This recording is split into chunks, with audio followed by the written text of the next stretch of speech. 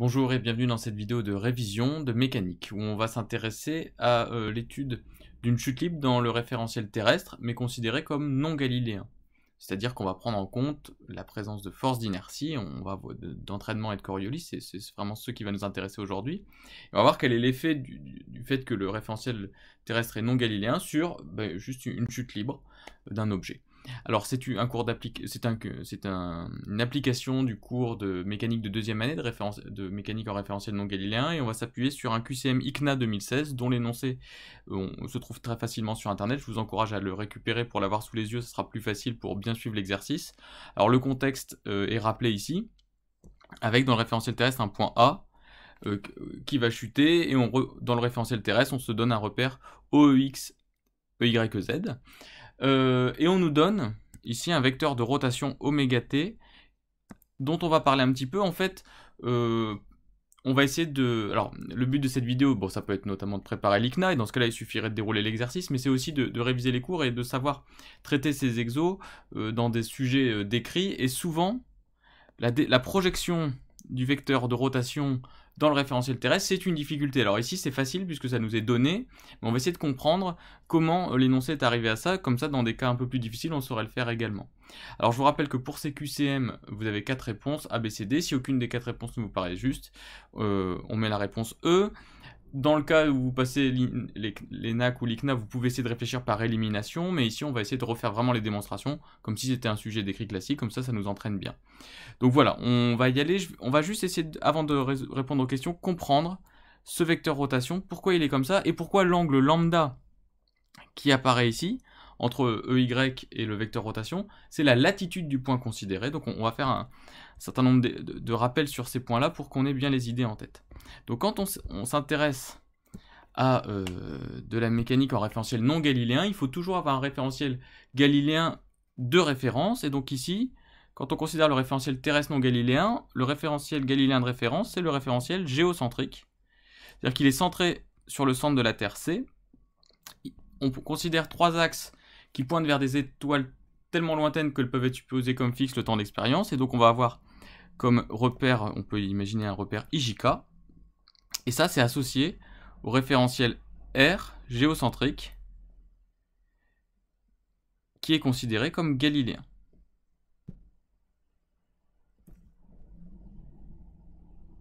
Et nous, par commodité, nous nous intéressons plutôt à l'étude dans un référentiel terrestre. Donc là, référentiel terrestre qui nous est donné, ça c'est le dessin qui nous est donné dans l'énoncé, avec comme axe un axe EZ, vertical, et puis 2 axes EX et EY, avec un point O ici qui est sur la surface de la Terre. Ça c'est le référentiel que je vais noter R' et qui est non galiléen. Donc ça c'est le référentiel terrestre non galiléen. Et quand on fait de la mécanique en référentiel non galiléen, il faut donc avoir un référentiel galiléen de référence et voir le mouvement de R' par rapport à R, c'est-à-dire le mouvement du référentiel non galiléen par rapport au référentiel galiléen. Alors si je dessine le point O, ce point-là, en fait il est ici quelque part sur la Terre, il est repéré par sa latitude, lambda, qui est l'angle en fait compté à partir du plan de l'équateur vers le point considéré, donc ça c'est O. EZ, c'est le vecteur ici, vertical, donc vers le haut. Et comme on nous a donné un vecteur rotation oméga comme ça, et qu'on nous dit que en fait OEYZ, c'est le plan méridien. Alors un méridien, c'est cette ligne-là. Donc si OEYZ est un plan méridien, c'est-à-dire que EY pointe soit vers le nord, soit vers le sud. Et ici, pour que la représentation soit cohérente avec le vecteur oméga, je dois mettre EY comme ça, on va le voir tout de suite après pourquoi. Donc EY c'est un vecteur qui pointe vers le nord, et donc EX pointe vers l'est. Donc vous voyez, là j'ai représenté ce repère dans le référentiel géocentrique. Et donc maintenant que les deux référentiels sont bien représentés, on va regarder le mouvement relatif de l'un par rapport à l'autre, et le mouvement relatif de R' par rapport à R, eh bien, c'est un mouvement de rotation qui est caractérisé par le vecteur oméga de R' par rapport à R, qui est ici noté oméga t, et qui est ainsi. Puisque là, on voit bien que la Terre tourne comme ça, autour du référentiel géocentrique. Donc ce vecteur, je peux aussi le mettre ici, le déplacer sur le point O, et là analyser un peu la situation. Si je dessine ici une parallèle à l'axe horizontal, je m'aperçois que lambda est ici. Donc là, l'angle qui est ici, c'est pi sur 2 moins lambda. Et donc comme j'ai un angle de pi sur 2 entre EY et EZ, ici je retrouve l'angle lambda. Et donc l'angle entre le vecteur EY et le vecteur oméga, c'est bien lambda. C'est pourquoi ici, on a bien lambda qui se retrouve ici. Et donc on vient d'expliquer la figure de l'énoncé à partir de l'analyse de la situation dans le référentiel géocentrique. Et souvent, la figure ici à droite n'est pas posée et il s'agit de la déterminer à partir de l'analyse qu'on vient de faire dans le référentiel géocentrique. Donc, il est important de savoir faire ce raisonnement puisque ça va nous permettre d'avoir oméga, donc oméga t en l'occurrence, dans l'expression de oméga dans la base OEXEY, dans le repère OEXEY Z, et ça va être essentiel pour la suite de l'exercice. Donc maintenant, on va revenir à l'exercice et on va étudier donc les questions les unes derrière les autres. Donc on va regarder donc les deux premières questions. Donc j'ai remis l'énoncé et on nous demande dans un premier temps de trouver l'équation vérifiée par x point point, enfin à quoi est égal x point point et à quoi est égal y point point. Donc ça c'est la première question. Donc vous allez devoir trouver, donc ça ce sont x, y et z sont les coordonnées du point A lors de sa chute dans le référentiel terrestre. Donc première question. Et deuxième question, on vous demande de trouver l'équation qui relie x point, enfin qui relie y point à x. Donc vous mettez la vidéo sur pause, vous cherchez, il y a un petit peu de travail sur ces deux questions, et puis on va corriger. Donc allons-y. Eh bien, pour trouver x point point, y point point, on voit bien qu'il s'agit de l'accélération du point A, et donc il va falloir appliquer une seconde loi de Newton sur le point A, en faisant un bilan des forces. Alors, à chaque fois qu'on doit faire un bilan des forces et appliquer une seconde loi de Newton, on précise bien le système étudié, donc ici c'est le point A, le référentiel, on se place ici dans le référentiel terrestre, qu'on note R' et qui est non galiléen, et donc comme on est dans un référentiel non galiléen, on précise son mouvement relatif par rapport à un référentiel galiléen de référence, qui est ici le référentiel géocentrique, et nous avons vu qu'il était en rotation uniforme à la vitesse oméga t, R' est en rotation uniforme par rapport à oméga. J'ai redessiné le schéma ici à droite. On écrit la seconde loi Newton, et donc quand on est en référentiel non galiléen, on a le droit d'écrire la deuxième loi Newton à condition d'intégrer deux forces d'inertie, la force d'inertie d'entraînement et la force d'inertie de Coriolis. Ce sont des pseudo-forces qui sont juste la traduction qui apparaissent en fait en raison du fait que le référentiel est non galiléen. Quand on est dans le référentiel terrestre, la force d'inertie d'entraînement est déjà comptée dans la force poids. C'est-à-dire que la force poids, c'est la somme de la force de gravitation qui s'exerce sur le point A et de la force d'inertie d'entraînement. Donc ce n'est pas la peine, si on fait le bilan des forces et que sur A, on dit qu'il y a le poids qui s'exerce, ce n'est pas la peine et il ne faut pas compter en plus la force d'inertie d'entraînement, sinon vous la compteriez deux fois. Donc la force d'inertie d'entraînement est contenue dans le poids. En revanche, il va falloir exprimer la force d'inertie de Coriolis, et c'est ce que nous allons faire. Donc, la force d'inertie d'entraînement qui est moins la masse fois l'accélération d'entraînement, je ne la considère pas. En revanche, je dois m'intéresser à la force d'inertie de Coriolis. Et la force d'inertie de Coriolis, c'est moins la masse fois l'accélération de Coriolis. Et là, il y a une formule à connaître pour l'accélération de Coriolis. C'est 2 fois le vecteur vitesse de rotation de R' par rapport à R. Donc en l'occurrence ici, c'est le vecteur oméga t. Vectoriel la vitesse de A dans R', c'est-à-dire dans le référentiel non galiléen.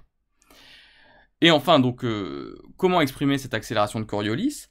Eh bien, il va falloir calculer ce produit vectoriel, mais pour calculer ce produit vectoriel, donc on sait calculer des produits vectoriels, ça c'est pas une difficulté, mais on sait le faire à condition que oméga et v soient exprimés dans la même base. Et donc, il faut choisir dans quelle base nous allons l'exprimer, et nous, comme nous cherchons des relations qui relient x, y et z, eh bien nous allons nous placer dans la base EX, EY, EZ, et donc il va falloir projeter le vecteur rotation oméga dans la base EX, EY, EZ. Et c'est ça la difficulté qu'on rencontre souvent, et l'erreur classique qu'on voit dans les copies, c'est des gens qui mettent oméga comme ça, collinéaire avec le vecteur EZ, parce qu'ils disent la Terre elle tourne comme ça, et donc c'est suivant EZ, sauf que il ne faut pas oublier que on est dans deux bases différentes. En effet, la Terre tourne comme ça, mais dans ce cas-là, c'est selon un vecteur unitaire qui est vers le haut que j'avais appelé K tout à l'heure. Ce n'est pas le vecteur EZ, oméga n'est pas porté par le vecteur EZ, qui lui est la verticale dans le référentiel terrestre. Donc, une fois que cela est dit, il faut donc projeter oméga dans la base O, X, Y, Z. Alors ici, comme oméga nous était donné dans l'énoncé, on voit que c'est cos lambda suivant Y. Enfin, on voit hein, que oméga t, je peux l'écrire ici, c'est oméga t cos lambda porté par Y plus sinus lambda porté par Z. Et donc, vous voyez la projection finalement de oméga t, du vecteur oméga t, est relativement aisée dans la base EY, Z, EX, Y, Z. Et donc, on va l'écrire. Dans la base EX, Y, Z, le vecteur vitesse de rotation s'écrit comme ça. La vitesse du point A, bah, c'est x point, y point, z point, puisqu'on est dans une base cartésienne, donc ça c'est l'expression de la vitesse. Et donc, on peut maintenant aisément calculer le produit vectoriel et trouver l'expression de l'accélération de Coriolis. À partir de cette accélération de Coriolis, on multiplie par moins m, on trouve la force d'inertie de Coriolis. On peut donc écrire désormais la deuxième loi Newton, sachant qu'on néglige ici tout frottement, donc dans la somme des forces extérieures, il y a uniquement le poids. Donc, on trouve ainsi masse fois l'accélération. L'accélération, c'est x point point, y point point, z point point, du point A dans le référentiel terrestre, est égal au poids. Donc, la projection du poids, c'est 0, 0 moins mg suivant EZ. Et puis, je multiplie l'accélération de Coriolis que nous avions trouvée par moins la masse du système. Et donc, voici le système d'équations qui caractérise le mouvement du point A. Et donc, on nous demandait x point point, y point point. Eh bien, il suffit d'identifier. Alors, x point point, c'est 2 oméga t facteur de y point sinus lambda moins z point cos lambda. C'est cette ligne-là, en projetant suivant x. Et pour trouver y point point, on va projeter suivant ey. Et donc, y point point sera égal à moins 2 oméga t sin lambda x point, c'est-à-dire aucune des deux propositions qui sont données ici. Donc, on n'entoure que la réponse B. Il y avait ensuite quelle équation relie y point à x? Alors, on va cette fois-ci donc projeter, comme on l'a dit, sur EY, l'équation précédente. Sur y, on a trouvé que my point point est égal à moins 2m oméga t sinus lambda x point. On va intégrer une fois. Donc y point point va devenir y point. X point va s'intégrer en x. Comme on intègre par rapport au temps, bon, bah, il y a une constante qui apparaît ici. K, mais on sait qu'à l'instant initial, le point A, faut bien relire l'énoncé, mais à l'instant initial, le point A possède une abscisse x qui est égale à 0. Ça, c'est le point A. Et il est lâché sans vitesse initiale. Ça veut dire que y point est égal à 0. Donc, à l'instant initial, y point vaut 0, x vaut 0. Bah, donc, on a 0 égale 0 plus k. À t égale 0, ça implique que k égale 0. On en déduit donc l'expression de y point. Et donc, on déduit que la bonne réponse, c'était la réponse B. Donc, voilà pour la question 16. On va passer maintenant à la question suivante. Donc, à la question 17, on demande quelle équation obtient-on entre z point, le temps et les autres coordonnées de position. Donc, vous pouvez mettre la vidéo sur pause et on va corriger. Allons-y. Eh bien, nous avons exploité déjà la projection suivant EX et EY de la deuxième loi Newton. Regardons désormais la projection suivant Z, qui donne Z point point égale moins G plus 2 oméga T cos lambda X point. On va intégrer une fois, moins G va se transformer en moins GT, deuxième oméga T cos lambda X point en deuxième oméga T cos lambda X. De la même manière, on a une constante apparaît que je nomme K' lors de le calcul de la primitive. À T égale 0, on sait que la vitesse initiale du point A est nulle, donc Z point est égal à 0. Bah, T vaut 0, X nous avons vu qu'il vaut 0, et donc on va se retrouver avec 0 égale 0 plus K'. Et donc K' égale 0, on en déduit donc l'expression de Z point. Et à partir du moment où on a l'expression de Z point, on peut répondre que la bonne réponse, c'était la réponse D. Donc voilà, on a exploité en fait ici les trois projections de la deuxième loi Newton pour obtenir le X point, Y point et Z point dans les questions précédentes. Et donc, à la question 18, désormais, on nous demande de trouver l'équation vérifiée par X. On nous demande de montrer qu'elle est de la forme X point point plus oméga 0 carré fois X égale kappa oméga t gt, ou on nous demande d'exprimer kappa et oméga 0. Alors on va déjà démontrer que la solution est de cette forme-là, et on va chercher kappa et oméga 0, donc je vous laisse mettre la vidéo sur pause et on va corriger. Donc, on avait trouvé que, j'ai remis ici les résultats que nous avions trouvés sur Z point y point et x point point. Donc il suffit de remplacer finalement le z point et le y point qu'on avait trouvé dans l'expression de x point point. Et on obtient cette équation-là. Si on regroupe les différents termes, on trouve que x point point plus 4 oméga carré t sinus carré lambda plus cos carré lambda x égale 2 oméga t cos lambda gt. Or, sinus carré lambda plus cos carré lambda fait 1. Et donc on retrouve cette équation différentielle là. Donc là je me suis trompé tout à l'heure, j'ai dit qu'on allait la résoudre, on va la résoudre pas tout de suite. Là on essaie juste déjà de la déterminer.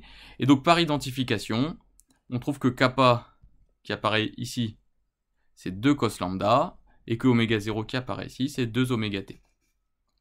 C'est maintenant que nous allons la résoudre dans la question 19. Donc question 19.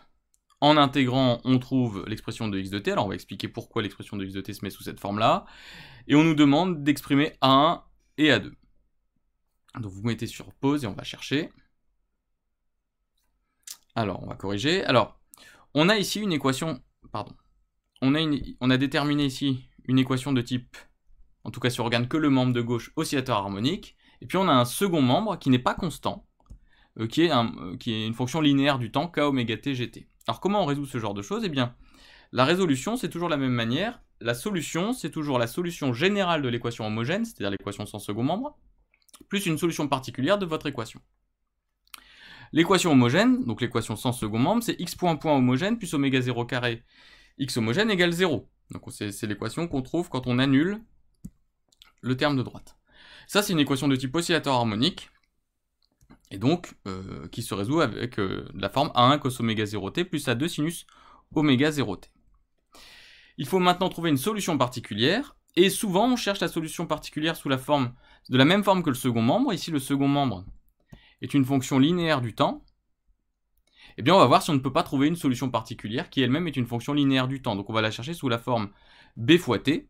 Et puis si on remplace, on s'aperçoit que donc x point point particulière vaut 0. La dérivée seconde de b fois t, ça vaut 0. Et donc il reste oméga 0 carré x particulière est égal à 2 oméga t cos lambda g fois t. Et en simplifiant, on trouve la valeur de b. Bon, alors c'était pas demandé dans la question, mais en fait si on ne fait pas cette étape-là, on ne peut pas répondre à la question ensuite. Donc on a trouvé l'expression de b, il nous reste à trouver l'expression de A1 et A2 qui apparaissent donc désormais dans la solution x, qui est la somme de x homogène. Donc là on a bien le x homogène, plus x particulier, qui est là. Et bien pour ça on va utiliser les conditions aux limites. On a vu tout à l'heure que la position du point A à l'instant initial c'était x égale 0, et que sa vitesse à l'instant initial c'était x point égale 0. Donc on évalue x en 0, on trouve que A1 égale 0. Et on évalue x point en 0, donc il suffit de dériver. A2 sinus oméga 0t, quand on va le dériver, ça va donner A2 oméga 0 cosinus oméga 0t. Ce qui fait b fois t, quand on va le dériver, ça va donner b. Ce qui fait que quand on évalue x point en 0, on trouve cette équation-là. Et donc on en déduit que A2, c'est moins b sur oméga 0. Et comme on a déterminé b avant, eh bien on trouve l'expression de b qui est moins g cos lambda sur 4 oméga t carré. Et donc on peut conclure la question en disant que les bonnes réponses, c'était les réponses A et D. Donc voilà pour cette question. Alors maintenant qu'on a trouvé la solution, on va passer à la question 20.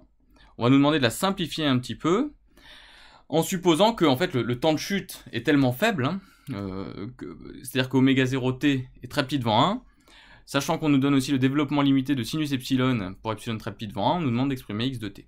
Donc on va mettre la vidéo, vous pouvez mettre la vidéo sur pause, et on va corriger. Donc pour cela, eh bien on va reprendre l'expression précédente. Donc on a trouvé x de t qui était de cette forme-là, j'ai remplacé A1 et A2 et B par leur valeur.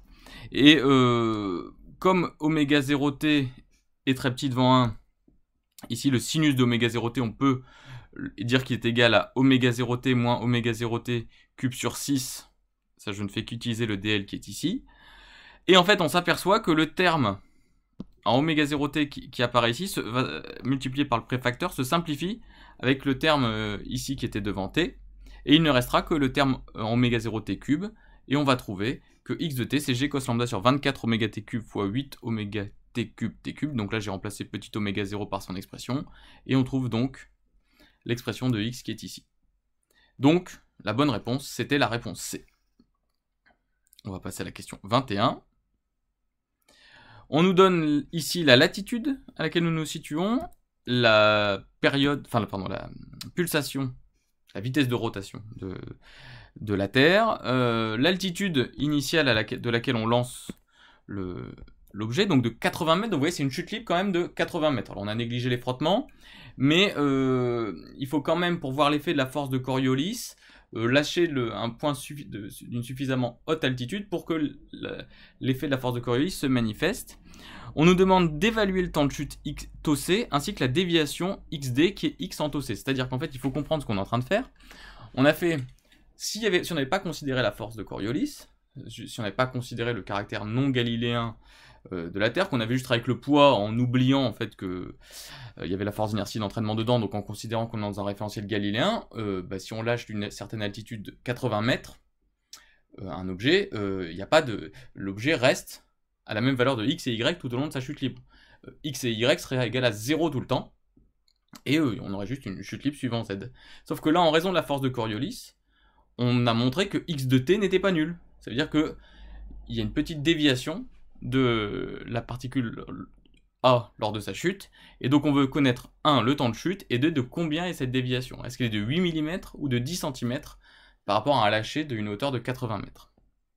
Alors on va corriger, vous mettez la vidéo sur pause et on va chercher.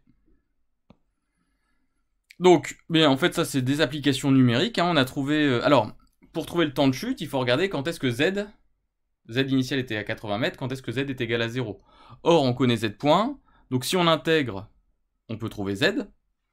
Moins gt donne moins gt carré sur 2, oméga t cos lambda x donne oméga t, alors x était ici, il était proportionnel à t cube, donc si on l'intègre ça fait du t4 sur 4, d'où le sur 12, puisque c'est le sur 3 fois le sur 4, et plus on n'oublie pas la constante qui ici va être égale à z0, on le voit tout de suite en évaluant z à l'instant initial, qui vaut 80 mètres, et donc on va chercher l'instant t, de telle sorte que z soit égal à 0. Alors on aurait une équation du second degré à résoudre en fait en t, mais il faut bien avoir conscience, si on fait l'application numérique, que ce terme-là, si vous l'enlevez,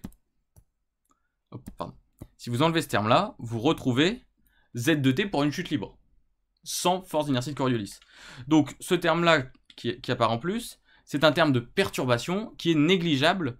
Dans la somme des trois membres, ce terme-là est négligeable, et ça se vérifie en faisant l'application numérique. Donc, en première approximation, z de t, on peut reprendre l'expression de z de la chute libre, on fait l'application numérique pour s'en convaincre, et on isole t, on trouve que t vaut racine de 2z0 sur g, c'est ce qui s'appelle tau c, et il vaut 4 secondes ici.